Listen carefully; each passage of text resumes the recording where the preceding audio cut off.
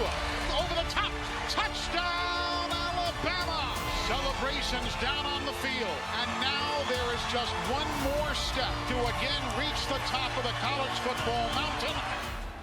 Coach, I think probably one of the things that I respect most about you and where you have changed the game is you were successful at Michigan State, you were successful at LSU, and then you came to the SEC and you got successful really fast when you were here. You changed with the game, you changed the game, some other things evolved and you evolved with it. You've been able to do that, and I think probably most out of any year, it's been this year with this offense. Right, well, I think that's the key to the drill, is what kind of players do you have on offense and what's the best way to utilize their skill set. And I think that we were, sort of a running team first, play action passes, try to make explosive plays in the passing game a different way where, as the game evolved, RPOs became very prominent, and you say, we need to implement some of these things or we're not really taking advantage of the rules of college football. When did you make the change to say, you know what, I think we need to do this, I think we need to implement that, and how long did it take for you to kind of get comfortable with that? Well, it took a few years, but Are you comfortable? Yeah, and I am comfortable with it. I really am, and I think it puts a lot on the quarterback because he has a movement key just about every snap when you're doing those types of things, and for him to make the right decisions as to when to hand the ball off, when to throw the ball.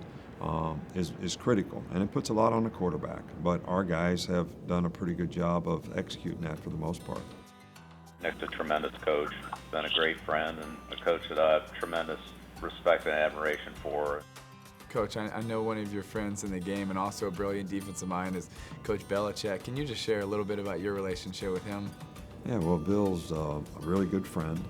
And it started way back when I actually coached with his father at the Naval Academy in like 1981 or something, who was a great guy and a great coach.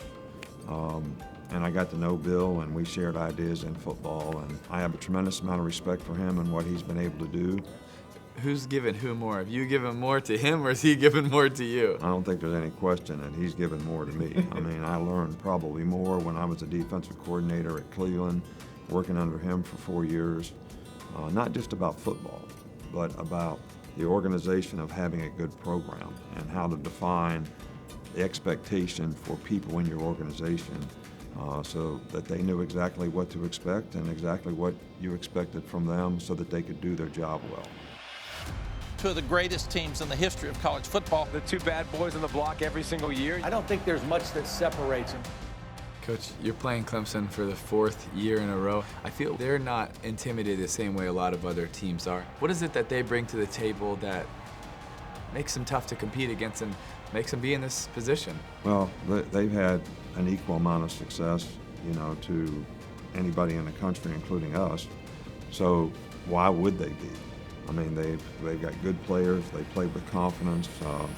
They're always well prepared for the game, and the way they play defense, it's as good as I've seen for a while. So we're going to have to do a good job, hat on a hat, right, playing with good fundamental, basic execution of what we do so that they don't get an opportunity to do that.